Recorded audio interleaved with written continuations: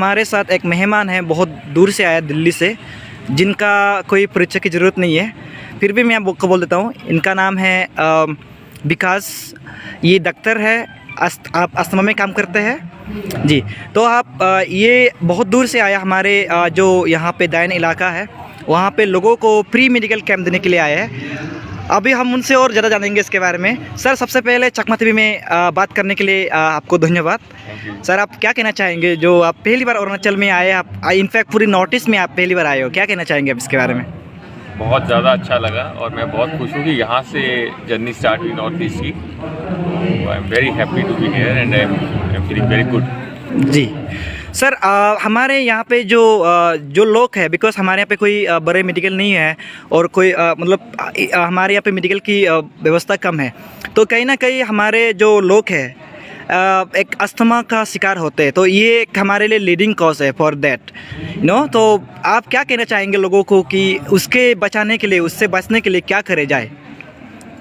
देखिए, community level पे आपको बड़े बड़े हॉस्पिटल्स की एक्चुअली ज़रूरत नहीं होती। Super speciality hospital not required. अगर प्राइमरी हेल्थ सेंटर्स आपके स्ट्रक्चर ठीक कर दें तो अस्थमा ही नहीं, कोई भी लंग डिजीज़ हो या कार्डियक डिजीज़ हो, लार्ज स्केल पे उसको सीरियस होने से पहले ही रोका जा सकता है। तो इसमें कोई इनिशियली डायग्नोज करने में कि पता चले पेशेंट को अस्थमा है या कोई बीड़ी सिगरेट पीने से वो पीड़ी है, वो आपको प्राइमरी हेल्थ सेंटर ही पता चल सकता है। तो लार्ज स्केल पे जब भी आपको इम्पैक्ट डालना है कम्युनिटी हेल्थ केयर पे कि ऐसी डिजीज़ लाइलाज ना बन जाए, क्योंकि जब शुरुआत में आप पकड़ लेते हैं, अगर चाहे पीएचसी में पकड़े या कम्युनिटी हेल्थ सेंटर में, तो आप इजीली ट्रीट कर सकते हैं। प्रॉब्लम ये होती है कि जब आप प्राइमरी केयर ठीक से नहीं देते, वो इतना कॉम्प्लिकेटेड हो जाता है मैटर, या फिर वो क्रिटिकल हो जाते हैं, उनको बड़े हॉस्पिटल में जाना पड़ता है। तो बेस्ट तो ये होता है अपनी प्राइमरी हेल्थ सेंटर में बेसिक जैसे पल्मोनरी फंक्शन टेस्टिंग हो गया, ईसीजी हो गया, इस तरह की मशीनें रखें ताकि ये जो अस्थमा जैसी बीमारियाँ इतनी बड़े ही ना पहले ही रोक दी जाए, क्योंकि इसका इलाज बहुत आसान है अगर टाइम पे इनका डायग्नोसिस हो जाए।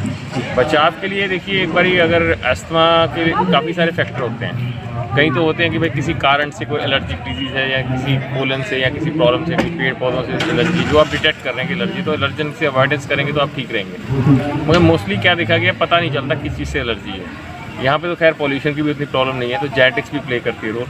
तो इसमें यही होता है जल्दी से जल्दी जो है अस्थमा का पता चले, और पता चलते जो ट्रीटमेंट है वो सही से लिया जाए, कॉन्टीन्यूसली लिया जाए।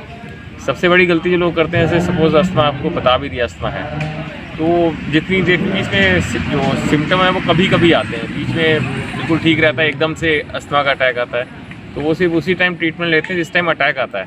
वो चीज़ गलत है, इसको हम मेंटेनेंस और रिलीवर थेरेपी कहते हैं। तो ट्रीटमेंट जो कॉन्टीन्यूस होता है और उस टाइम भी लेते हैं जब उनको अटैक नहीं पड़ रहा, क्योंकि वो इस तरह के अटैक्स को बचाता है। क्योंकि अगर आप ट्रीटमेंट ले भी रहे हैं, सही ले रहे हैं, और फिर भी आप बीच में ले रहे हैं, जब आपको प्रॉब्लम होती है तभी लेते हैं, वैसे नहीं लेते हैं, तो धीरे धीरे ये बढ़ता जाता है और लास्ट में वो दवाइयाँ असर करना भी बंद हो जाती हैं।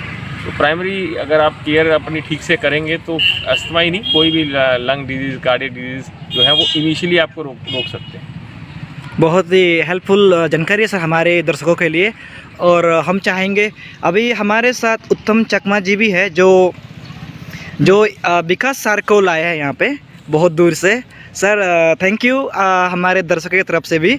और सर, मैं ये जानना चाहूँगा कि अब लोग इस मेडिकल कैंप को कहाँ चलाएंगे, और आपका कितना दिन का ये मेडिकल कैंप रहेगा?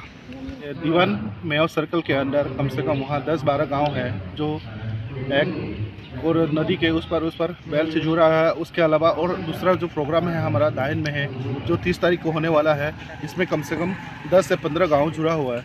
और इस प्रकार के ये जो अस्थमा जो पेशेंट होंगे, तो विकास सर के आने से, अरुणाचल के आगमन से यहाँ बहुत सारे लोगों को बेनिफिट मिल जाएगा।